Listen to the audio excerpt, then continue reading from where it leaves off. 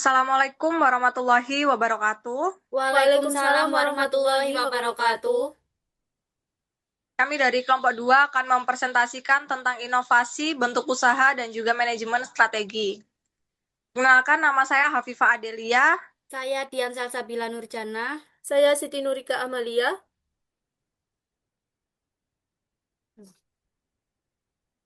Terus, Di sini ada bentuk usaha. Yang pertama, badan usaha atau perusahaan perorangan atau individu. Yang kedua, ada perusahaan atau badan usaha persekutuan atau partnership. Contohnya seperti firma, persekutuan komoditer atau CV, perseorangan terbatas atau korporasi atau korporat. Next, macam-macam bidang usaha. Ada dua, yang pertama bidang agribisnis, ada pertanian, perkebunan, peternakan, dan juga perikanan.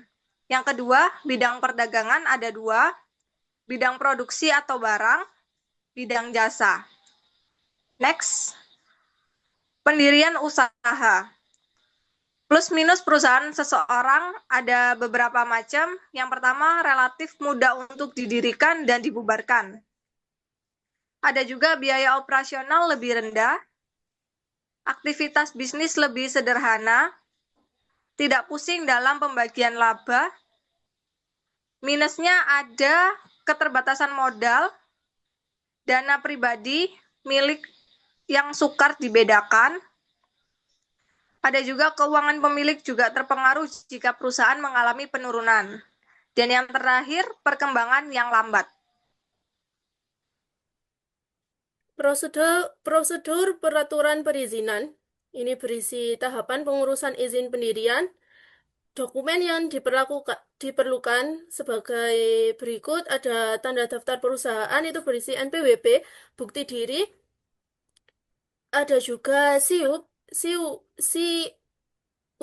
atau surat izin usaha industri, perindustrian, izin domisili, izin gangguan, izin mendirikan bangunan, izin dari debt teknisi.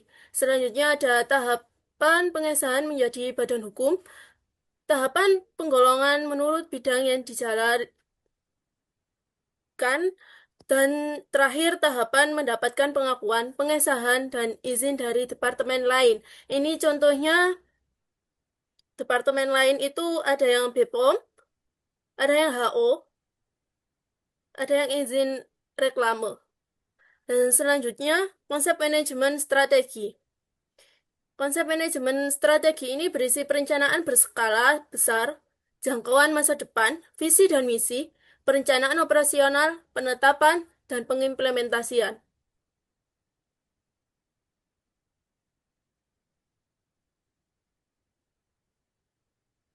Manajemen strategi bisnis. Ini dalam menyusun strategi diperlukan analisis baik lingkungan eksternal maupun internal. Hal ini penting untuk mengantisipasi perubahan-perubahan yang terjadi. Strategi dirancang untuk menjamin agar tujuan dan sasaran dapat dicapai melalui langkah-langkah yang tepat.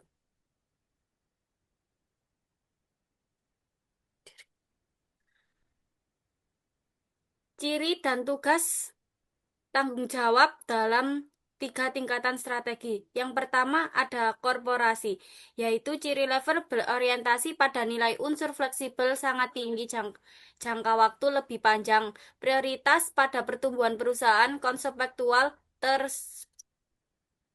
tersentralisasi. Tugas dan tanggung jawab mengembangkan rencana jangka panjang 3 sampai 5 tahun, bertanggung jawab terhadap kinerja keuangan serta non-keuangan perusahaan, mempertahankan citra atau image perusahaan, memenuhi tanggung jawab sosial perusahaan, menentukan jenis bisnis yang akan dimasuki perusahaan, merumuskan strategi dan menentukan luas aktivitas dan area fungsional bisnis. Yang kedua ada bisnis, yaitu resiko rendah, keuntungan rendah. Setiap keputusan Anda mediasi antara level korporasi dan fungsional. Biaya rendah membuat keputusan dan memberi pandangan antara lain tentang saluran distribusi, lokasi pasar, wilayah pabrik, dan segmentasi pasar. Tugas dan tanggung jawab yaitu menentukan bagaimana perusahaan akan bersaing di area pasar produk yang terpilih, mengidentifikasi dan memastikan segmen pasar yang paling menjanjikan. Yang ketiga ada fungsional, yaitu jangka waktu pendek kurang dari 1 tahun beresiko rendah.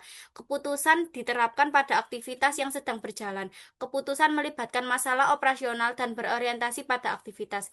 Tugas dan tanggung jawab yaitu menerapkan dan melaksanakan strategi perusahaan, mengembangkan tujuan tahunan serta strategi jangka pendek untuk bidang seperti produksi, operasi, dan lain-lain.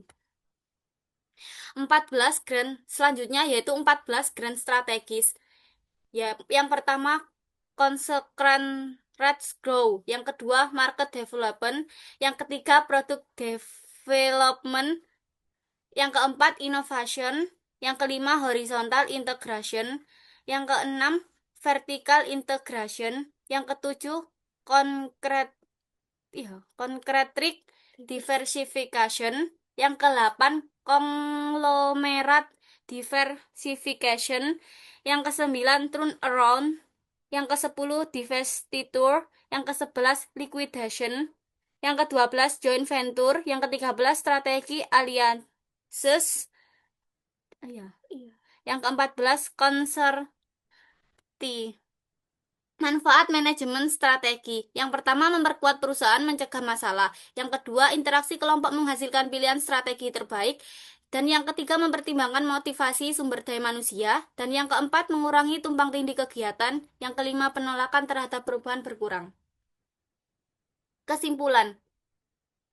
Garis besar dari pembahasan kita mengenai bentuk usaha, macam-macam bentuk usaha, prosedur perizinan, model manajemen strategi bisnis, 14 strategi umum manfaat manajemen strategi bisnis.